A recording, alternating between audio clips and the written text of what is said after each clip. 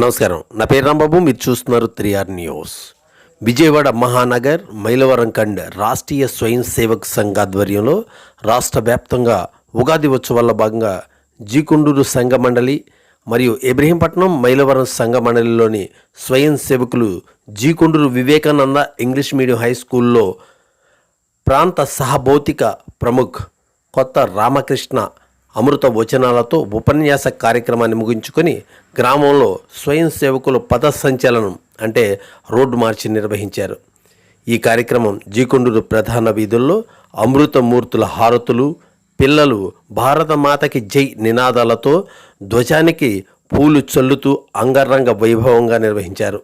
ఆ దృశ్యాలు మీ ముందుంచే ప్రయత్నం 3R న్యూస్ చేస్తోంది.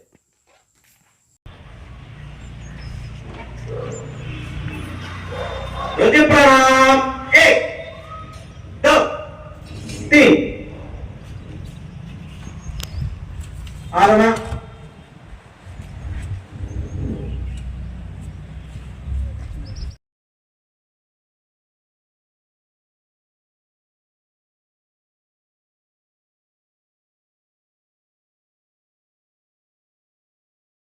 పెద్దలను పరిచయం చేస్తాను. ముందుగా ఎడమ పక్కన కూర్చున్నవారు మల్లెల శ్రీనివాస్ గారు. ఈ యొక్క వివేకానంద విద్యా సంస్థలకి డైరెక్టర్గా గత 12 సంవత్సరాలుగా పనిలో ఉన్నారు. తర్వాత మధ్యలో కూర్చున్నవారు కొత్త రామకృష్ణ గారు. గతంలో వీరు సంఘ ప్రచారకుగా, విజయవాడ మహానగర్ జిల్లా ప్రచారకుగా, నరసరావుపేట జిల్లా సంఘ చాలకుగా, ప్రస్తుతం ప్రాంత సహభౌతిక ప్రముఖగా బాధ్యతలో ఉన్నారు. ఆ పక్కన వారు సూరజ్ గారు, ఖండ కార్యవాహ మైలవరం. అన్నతమ్ములొక్కటై వినిపించే జయగానం. భారత మాతాకి జై, భారత మాతా జై జై, భారత మాతాకి జై, భారత మాతా జై. కోటి గొంతు ఇతను చేయడం అంటే లోకానికి తోడ్పడడం అన్నట్లుగా బయటికి కనిపిస్తుంది. కానీ నిజానికి అది మనకు మనం చేసుకునే సహాయం. సుమా కూడా నా నమస్కారాలండి. చాలా కాలం తర్వాత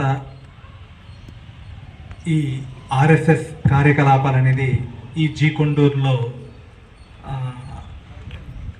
ప్రారంభించడం చాలా శుభపరిణామం.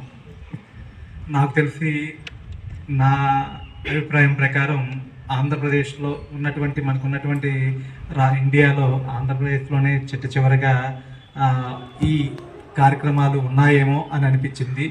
ఈ యూపీతోనూ, అదేవిధంగా దక్షిణాది రాష్ట్రాలలో కూడా ఈ కర్ణాటక, తమిళనాడు వీళ్ళతో కూడా కంపేర్ చేస్తే ఏపీలోనే చివరిగా స్టార్ట్ అయిందేమని నేను అనుకుంటున్నాను.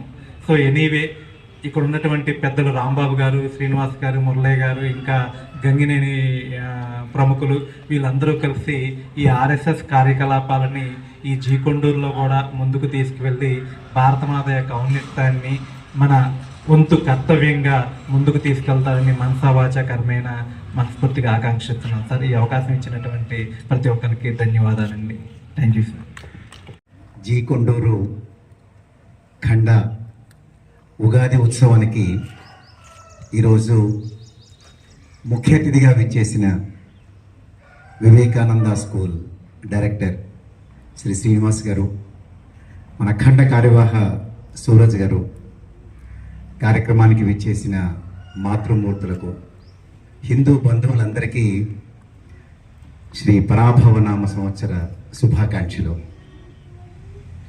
చక్కగా ఈరోజు ఉగాది సందర్భంగా నేతాజీ, భారతమాత, భగత్ సింగ్, ఇంకొకళ్ళు ఉండాలి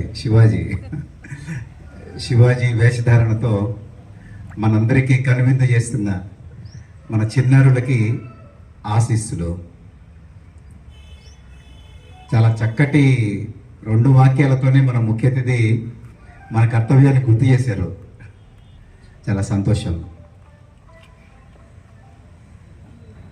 ఈ కార్యక్రమానికి వస్తూ ఉన్నప్పుడు ఒక కార్యకర్తకి ఫోన్ చేశాను. ఫోన్ చేయగానే ఆ పాపకి భారతమాతని జెండా పట్టుకోండి అమ్మ, పక్కన పెట్టండి, పాప అంతసేపు పట్టుకొని ఉండలేదు.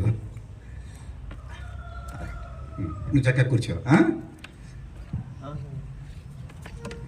ఒక కార్యకర్తకి ఫోన్ చేయగానే రమేష్ కూర్చోండి, మీరు కూడా కూర్చోండి, పర్లేదు.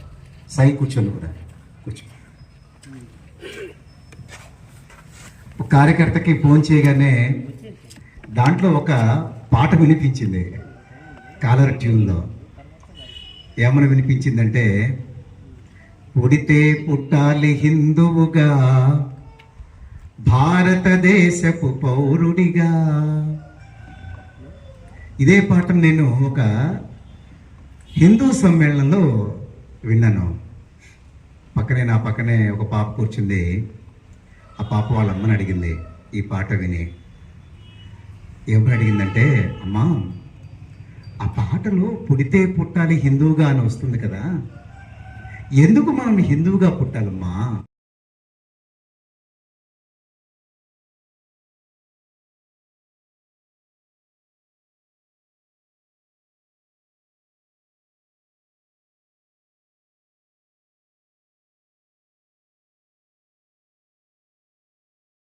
ఆగండి అన్నాడు. ఇది ఒక్కసారేనండి, ఇంకేమీ లేదు. నేను ఒకే మందేమని అడిగాను, ఉచితంగా వచ్చే మందేమని అడిగాను. కానీ ఆ మందుని రోజుకి 8 సార్లు తీసుకోవాలేమో. పొద్దున, మధ్యాహ్నం, సాయంత్రం, రాత్రి అన్నిసార్లు నేను మింగలేను, చేదుగా ఉంటుందేమో, కొంచెం తీసుకోవడానికి సులభంగా ఉండే మందేమని అడిగాడు. డాక్టర్ గారు ఇంకేం లేదు కదా అన్నారు. ఇంకేం లేదండి అన్నారు. డాక్టర్ గారు సరే అన్నారు.